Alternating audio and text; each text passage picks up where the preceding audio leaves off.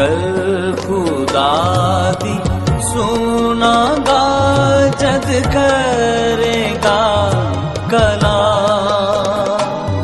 मैं गर खुदा दी सुनागा जद करेगा कलाम।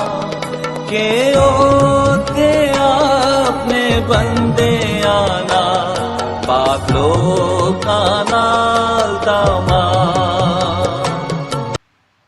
Hallelujah, thank you Lord.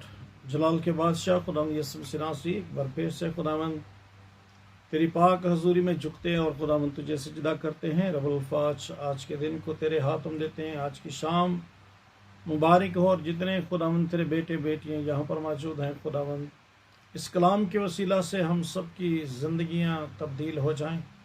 और खुदावंद जितने ऑनलाइन हैं और जितने भी खुदावंद इसको बाद में सुनते हैं, सब के लिए आज का कलाम बाइस बरकत हो, मसीह यीशु के नाम के वसीला से, आमीन आमीन। हालेलुया। तो खुदावंद के मुकद्दस कलाम को सीखने के लिए हम गौर करेंगे। तो मत्ती रसूल की अंजील उसका 9वां बाब और उसकी 32वीं 33वीं और 34वीं आयत, 3 आयत हैं। और हम जल्दी से इस खुदा के मुकद्दस कलाम को सीखेंगे। जी, अभी मेरी आवाज़ क्लियर है सबको?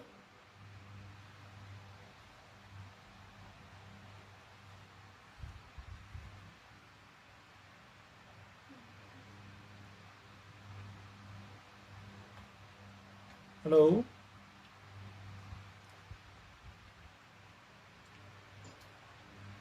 Yes pastor ji. Okay sister, thank you. तो मत्ती रसूल की अंजील उसका 9वां बाब उसकी 32 से हम सीखेंगे। और खुदावंद के कलाम में यूँ लिखा है, जब वो बाहर जा रहे थे तो देखो लोग एक गूंगे को जिसमें बदरू थी उसके पास लाए, और जब वो बदरू निकाल दी गई तो गूंगा बोलने लगा। और लोगों ने तज्जब करके कहा कि इस्राएल में ऐसा कभी नहीं देखा गया। मगर फरीसियों ने कहा, ये तो बदरूहों के सरदार की मदद से बदरूहों को निकालता है। खुदावंद के मुकद्दस कलाम का पढ़ा और सुना जाना हम सब के लिए बाइस से बरकत हो। हालेलुया। तो यहाँ पर पीछे हमने इससे पहले कौन सा वाकया सीखा है कि खुदावंद यीशु मसीह 2 अंधों को शिफा देते हैं। और खुदावंद यीशु मसीह ने 2 अंधों की शिफा बख्शी। और जब वो बाहर जा रहे थे, कौन जा रहे थे? अंधे खुदावंद यीशु मसीह के घर से जब बाहर जा रहे थे, हालेलुया, जब वो बाहर जा रहे थे तो ये अंदर लेके आ रहे थे। ऐसा सीन था कि जब वो घर से बाहर लेके जा रहे हैं, जब वो जा रहे थे तो लिखा है कि लोग एक गूंगे को जिसमें बदरू थी यीशु मसीह के पास लेकर आए। तो खुदावंद यीशु मसीह ने उसको भी शिफा बख्शी। आमीन, हालेलुया। यहाँ पर जो कहने के ये जो गूंगा है, और वो क्या था? पहले क्या थे? अंधे। आपको क्या लगता है कि किसका केस किसका सीरियस है जी? एक सुन नहीं सकते, एक बोल नहीं सकते। तो इनमें से अगर आपको कहा जाए सीरियस किसका है तो फिर हाँ, जिसको कुछ नजर ही नहीं आ रहा, नजर नहीं आ रहा, गूंगा बोल नहीं सकता। तो सीरियस कौन सा केस है? अपना अंदाजा बताएं। कोई यहाँ पे तो कोई इस तरह तो नहीं। हाँ, किसका केस सीरियस है? अंधे का केस है। लेकिन यहाँ पर जो ज्यादा सीरियस है वो गूंगे का है। फिजिकली आप कह सकते हैं, हो सकता है सीरियस ना हो, क्योंकि वो तो बिल्कुल कुछ महसूस लेकिन सीरियस इसलिए बनता है क्योंकि ये बदरूहों की वजह से है, इब्लीस के कब्जे में है। ज्यादा सीरियस इसलिए है, जुबान की वजह से सीरियस नहीं। ज्यादा सीरियस जो है उस शख्स का मामला है जो इब्लीस के कब्जा में है। हालेलुया। वो ज्यादा डेंजरस है। बाइबल मुकद्दस कहती है कि अंधा होके तेरा खुदा दी बादशाह च काना होके तू बादशाह च चला जाए तो खैर है, कोई गल इतना बड़ा मसला नहीं है। अंधा होना कोई इतना बड़ा मसला नहीं है, टुंडा होकर जाना कोई इतना मसला नहीं है, गूंगा होके खुदा की बादशाह में जाना इट्स ओके, सब कुछ ठीक है। ये जिस्म है।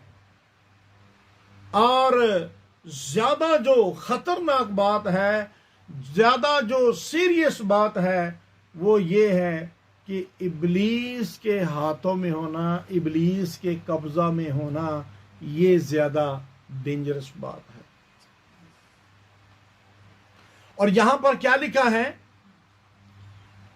बाइबल में? लिखा है कि जब वो बाहर जा रहे थे तो लोग उसको, एक गूंगे को लेके आए जिसमें बदरू थी।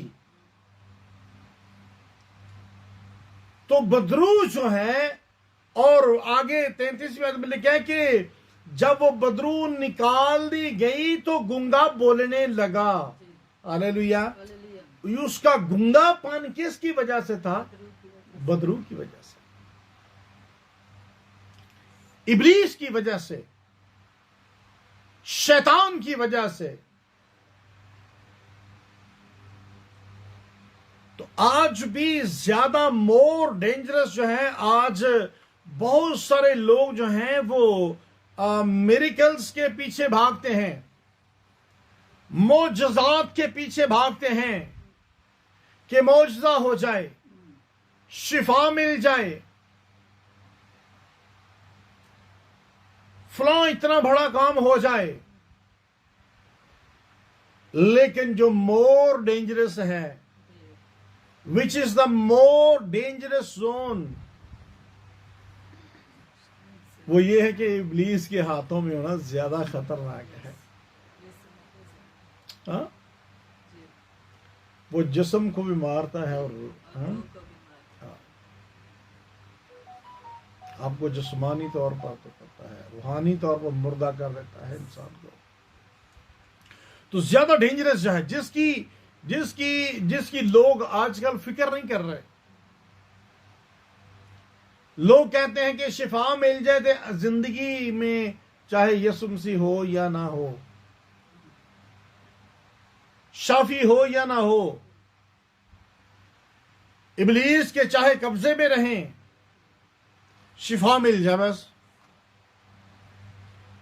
तो याद रखिए कि इब्लीस जो है, यहां पर हम देखते हैं कि वो इब्लीस डिसेबल कर देता है बोलने से। आपको स्पीचलेस कर देता है। इब्लीस आपके अंदर बोलने की जो ताकत और कुव्वत है उसको स्टॉप कर देता है।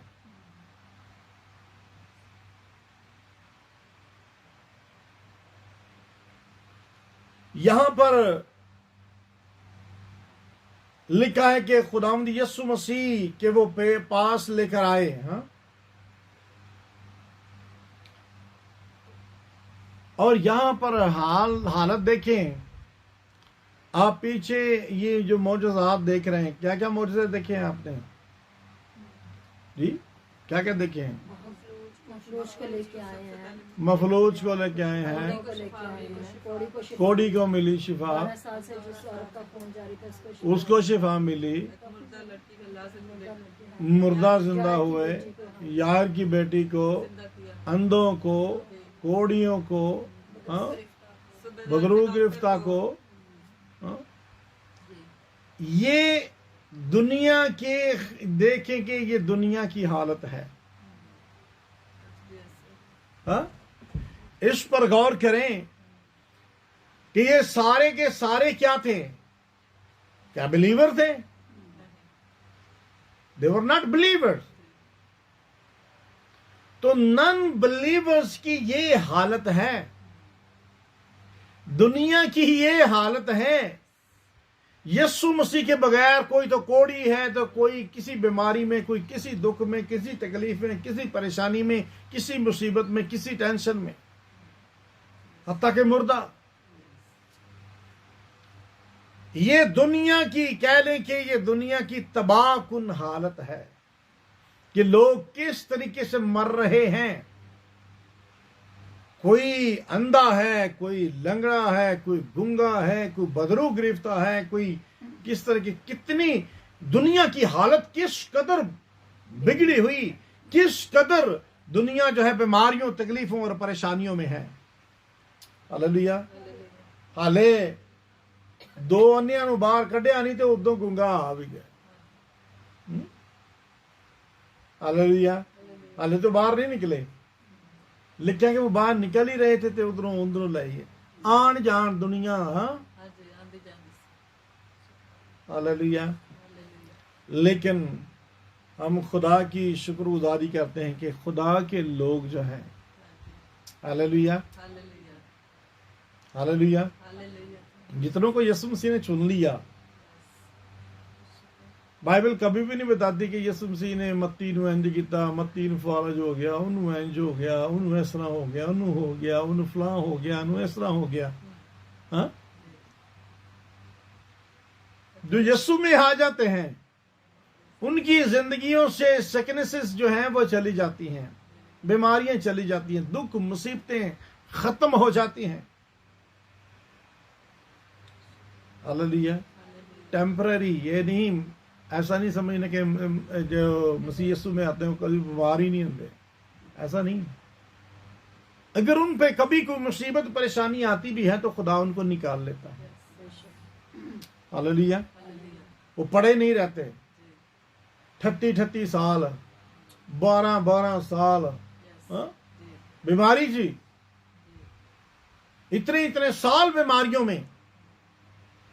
हम खुदा की शुक्रगुजारी करते हैं, हमारा खुदा हमें बीमारियों में पड़ा नहीं रहने देता, तकलीफों में पड़ा नहीं रहने देता, परेशानियों में पड़ा नहीं रहने देता, बल्कि हमारा खुदा हमें निकाल लेता है।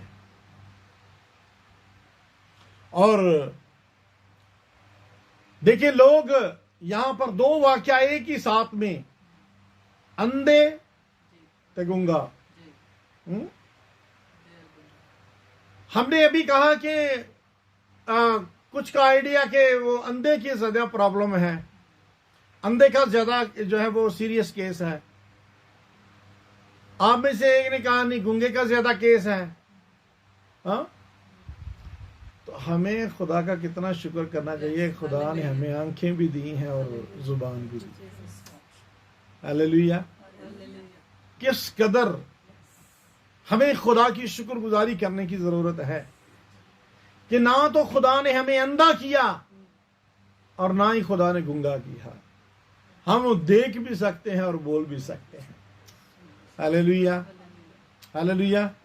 तो इसके बावजूद अगर कोई उसकी तारीफ नहीं करता जुबान से, उसकी आवाज नहीं सुनता, हालेलुया, देखता नहीं उसकी कुदरत को, सुनता नहीं, तो किस कदर वो तबाहकुन दुनिया में है कि देखते हुए भी नहीं देखते और सुनते हुए भी नहीं सुनते। वेरी मिजरेबल कंडीशन है अगर किसी शख्स की जिंदगी इस तरह की है, तो वो डेंजर जोन में है। तो इब्लीस जो है वो किस किस तरीके से, आप देखें कि ये यहां पर इब्लीस का एक हरबा है। यहां पर इब्लीस मुख्तलिफ तरीकों से इंसान की जिंदगी में मुसीबतें, परेशानियां लाने की कोशिश करता है। और ये भी एक इब्लीस का इंसानियत के खिलाफ, इंसान के खिलाफ। और लिखा है कि जब उसके बदरू निकल गई तो वो बोलने लगा। इसका मतलब कि बोलने में रुकावट किसने डाली थी? बदरू ने, इब्लीस ने डाली थी। तो याद रखिए कि इंसान अगर किसी की जिंदगी में गूंगेपन का असर है,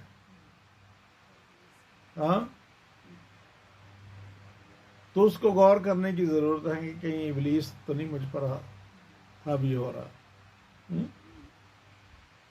पहले तो अच्छी खासी प्रस्तश करता था, बोलता था, पहले खुदा के लिए बोलता था, गवाही देता था, एकदम चुप लग गई, खुदा के लिए बोलता ही नहीं है, खुदा के लिए जुबान खुलती नहीं है। तो जिसकी अगर ऐसी हालत हो रही है तो उसको यीशु मसीह के पास आने की जरूरत है। ऐसा ना हो कि इब्लीस उसकी जुबान को बिल्कुल ही बंद कर दे। बोला करें यीशु मसीह के लिए। मैं अक्सर कहता हूं कि जब खुदा के घर में आते हैं तो उसकी प्रस्तश किया करें, अपने होंठ खोला करें, बोला करें। खुदा ने जुबान दी है। हालेलुया। हम क्या करते हैं? खुदा की हजूरी में आके भी गूंगे, खुदा की प्रस्तश करने के टाइम पर भी गूंगे, बोलते नहीं है।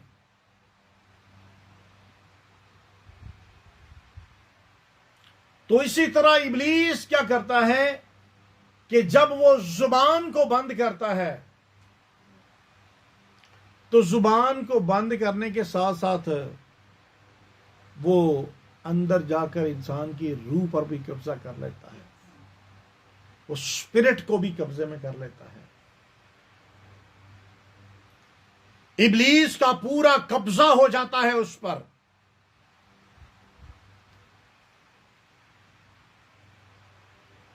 और जब पूरा कब्जा हो जाता है तो ना फिर दुआ ते ना फिर हमदो सना। आहिस्ता आहिस्ता ना हमदो सना और ना प्रेज एंड वर्शिप, कुछ भी नहीं, नथिंग उसकी जिंदगी में।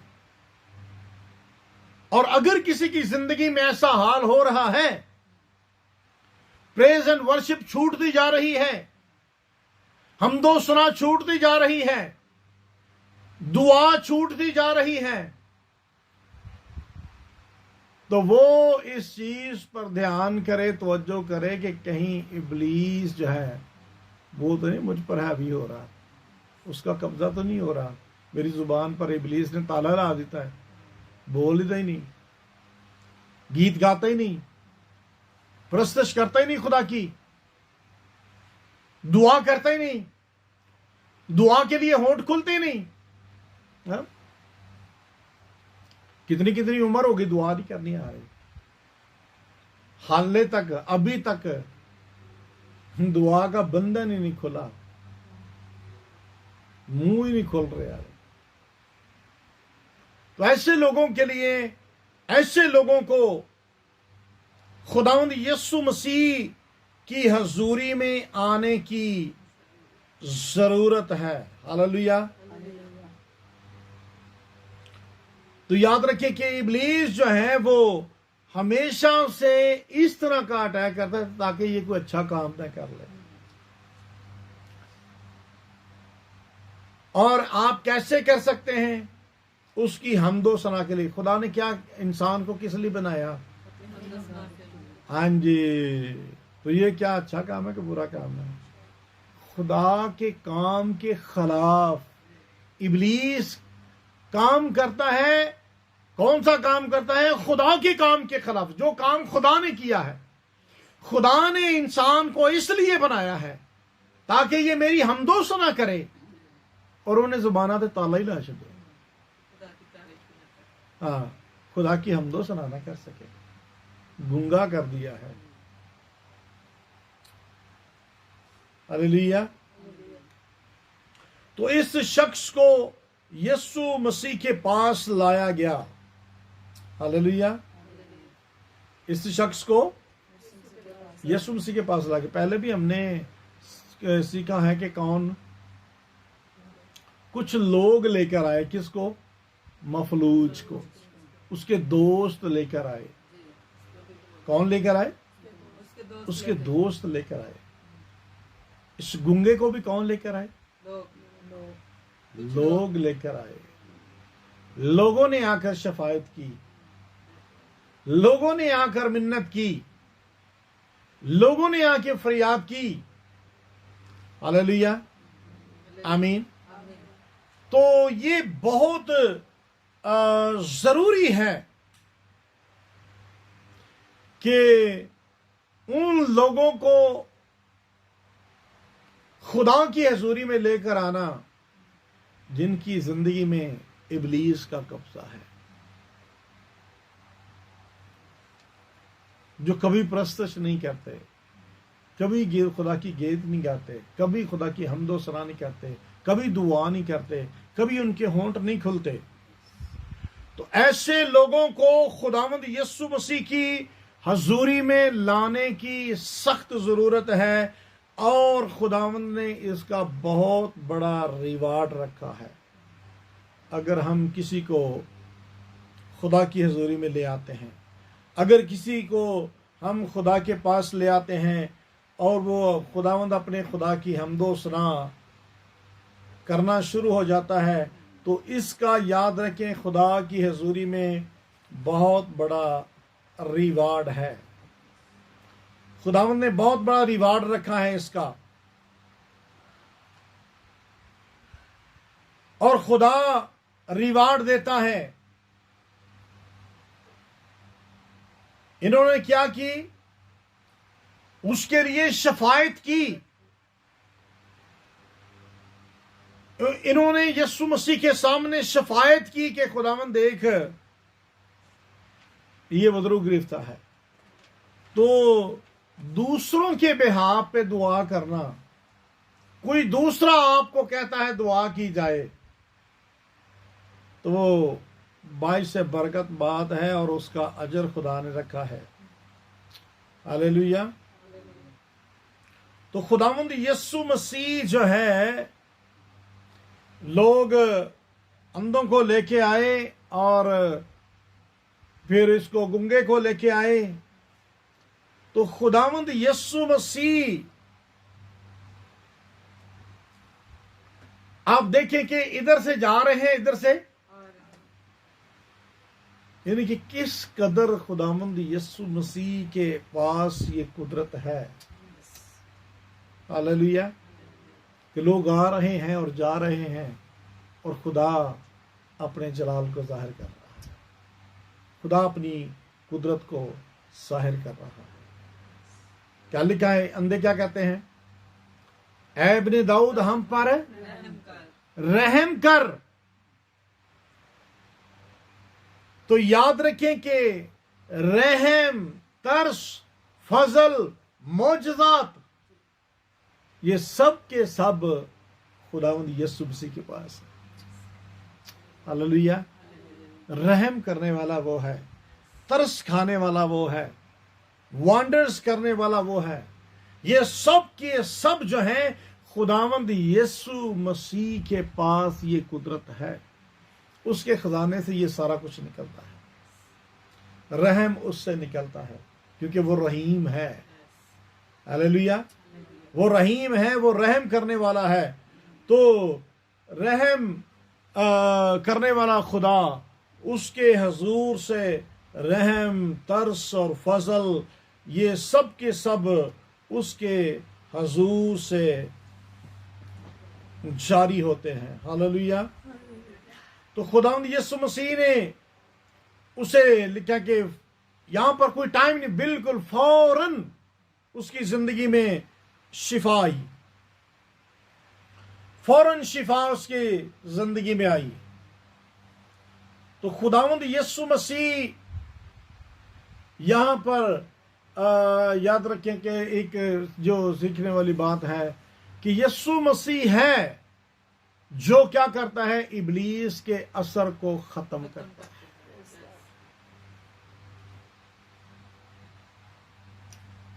यीशु मसीह इब्लीस के असर को खत्म कर सकता है।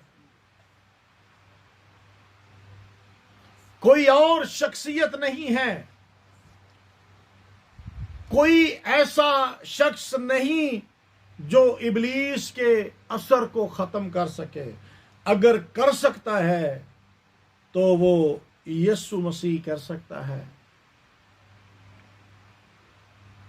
बंद होंठों को अगर खोल सकता है तो यीशु मसीह खोल सकता है। अगर आपकी रूह में बहाली कर सकता है तो वो यीशु कर सकता है। लिखा है कि वो बोलने लगा। हालेलुया। क्या करने लगा? वो बोलने लगा। इट मीन्स कि बंधनों को तोड़ने की कुदरत यीशु रखता है। बंधनों को तोड़ने की कुदरत यीशु रखता है। जब उसका फजल हो जाता है, हालेलुया, जब वो फजल करता है, जब वो अपनी कुदरत को जाहिर करता है, तो फिर बंधन टूटते हैं, फिर जुए टूटते हैं, फिर इब्लीस का असर खत्म होता है, फिर इब्लीस शर्मिंदा होता है।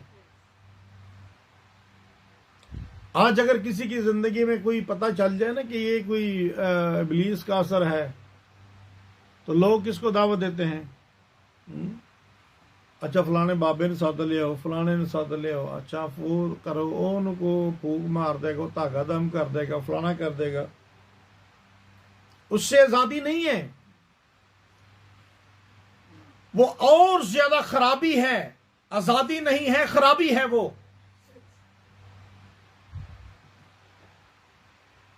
और यही खुदा ने इख्तियार, खुदावंद यीशु मसीह ने इख्तियार ना सिर्फ यीशु मसीह दुनिया में करते रहे, और यही इख्तियार उसने अपने लोगों को भी दिया। हालेलुया।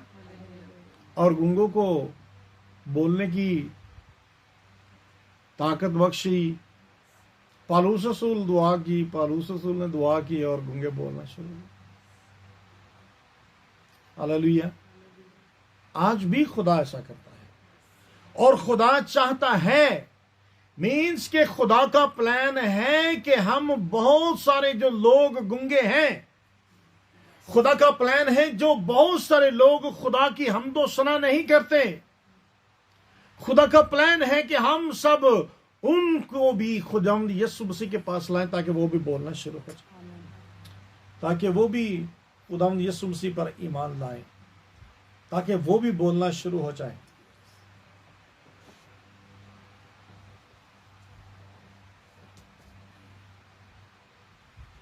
हालेलुया। तो खुदा का प्लान जो है वो आज भी गूंगे बहरों के लिए, जो यीशु मसीह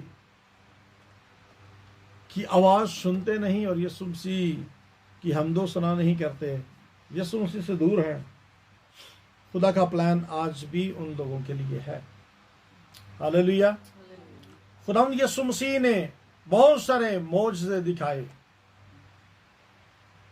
यीशु मसीह ने बहुत सारे मौजज़े दिखाए, लेकिन ईमान कितने लोग लाए? बहुत थोड़े से। कितने ईमान लाए? बहुत थोड़े से लोग ईमान लाए। लेकिन हमारा खुदा चाहता है, हमारा खुदा चाहता है कि हमारी जुबानें खुलें और हमारे होंठों से खुदावंद का गीत गाया जाए। Hallelujah, hallelujah. क्योंकि जब बाइबल मुकद्दस पढ़ते हैं तो बाइबल मुकद्दस में ज़बूर 98 जब पढ़ते हैं तो उसकी पहली आयत में क्या लिखा है कि खुदावंद के हुजूर नया गीत गाओ, क्योंकि उसने अजीब काम किए हैं। उसके दाहिने हाथ और उसके मुकद्दस बाजू ने उसके लिए फतह हासिल की है। हालेलुया। फतह किसके वसीला से है? यीशु मसीह के वसीला से। यीशु मसीह के वसीला से, जिसने बड़े अजीब काम किए हैं। हम में से कोई ऐसा शख्स नहीं है जो ये कहे कि मेरी जिंदगी में यीशु ने अजीब काम नहीं किया। हम सब की जिंदगी में यीशु मसीह ने बड़े बड़े अजीब काम किए हैं। हालेलुया। तो हमें फिर कैसा गीत गाना चाहिए? नया गीत उसकी हज़ूरी में। नया गीत। कौन सा गीत? उसकी फतह का। उसकी फतह के लिए अपने होंठों को खोले। उसकी फतह का ऐलान करें। और यहां पर लिखा कि उन्होंने जब देखा तो कुछ लोगों ने क्या कहा? हाँ, कुछ ने कहा कि ऐसा तो हमने कभी भी इस्राएल में भी नहीं देखा। हालेलुया। उन्होंने कहा कि तज्जब किया, बड़े हैरान हुए और कहा कि इस्राएल में ऐसा कभी नहीं देखा। हालेलुया। मौजज़े पहले भी होते थे, इसका मतलब कि होते थे मौजज़े, लेकिन जिस तरह के यीशु करता है ऐसे नहीं थे। हालेलुया। आमीन। यीशु जैसे मौजज़े किसी ने नहीं दिखाए। नबियों ने किए मौजज़े, लेकिन यीशु जैसे मौजज़े किसी ने नहीं किए। इसलिए उन्होंने कहा कि बड़े हैरान हुए और कहने लगे कि इस्राएल में ऐसा कभी नहीं देखा गया। हालेलुया। इसका मतलब कि मौजज़ात तो देखे हैं भी। मौजज़े नबी करते आए ना इस्राएल में, कितने मौजज़े होते आए, लेकिन उन्होंने कहा कि इस तरह के मौजज़े, ऐसे काम हमने इस्राएल में कभी नहीं देखे। आमीन। हालेलुया। तो फरीसियों ने आगे से क्या कहा कि ये तो बदरूहों के सरदार की मदद से निकालता है। हालेलुया। तो ये बात है कि बहुत सारे लोग यीशु मसीह के कामों को देखकर भी उस पर ईमान नहीं लाते, उसकी कुदरत पर ईमान नहीं लाते। तो मैं और आप, आज मेरे और आपके लिए ये लेसन है कि हमने तो यीशु मसीह की कुदरत को देखा है। हालेलुया। यीशु मसीह की कुदरत को भी देखा, उसके कामों को भी देखा, और हमें खुदावंद आज ये फरमाता है कि हमें बहुतों को, बहुत से ऐसे गूंगे हैं, बहुत से ऐसे लोग हैं जिनको यीशु मसीह की हजूरी में लाने की जरूरत है, और खास तौर पर उनके लिए तरस खाने की जरूरत है, उनके लिए रहम खाने की जरूरत है जो इब्लीस के कब्जा में है। ये किसके कब्जा में था? इब्लीस के कब्जा में। तो आज शायद हमारा ख्याल जो है, हमारे माशरे में ख्याल इसका है कि जेड़ा वो खेड़दा है ना, ਉਹਦੇ 'ਚ ਬਦਰੂਆਂ ਆਉਂਦੀਆਂ ਨੇ। हाँ, ये नहीं पता कि ये जरा चुप रहिंदा, कदी यीशु मसीह की तारीफ नहीं की, कदी यीशु मसीह के गीत नहीं गाए, बिल्कुल चुप रहिंदा, ना कदी गिरजे गया, ना कदी। ते ਇਹਦੇ 'ਚ ਕੀ है? हाँ, नहीं ये तो नहीं खेड़दा खूड़दा, ਇਹਦੇ 'ਚ कोई नहीं बदरू। तो याद रखें कि उसको भी इब्लीस ने घेरा हुआ है, जो उसको खुदा की हजूरी में आने नहीं देता। तो ऐसे लोगों के लिए याद रखें, हमें उनके लिए खुदा से शफायत करनी है, खास तौर पर जो बदरू गिरफ्तार हैं, जिन पर इब्लीस का कब्जा है, ताकि वो खुदा की हजूरी में आए और खुदावंद से आज़ाद हो जाए। हालेलुया। सो खुदावंद आपको भी और मुझे भी इस कलाम के वसीला से बड़ी बरकत बख्शे। आमीन। आमीन।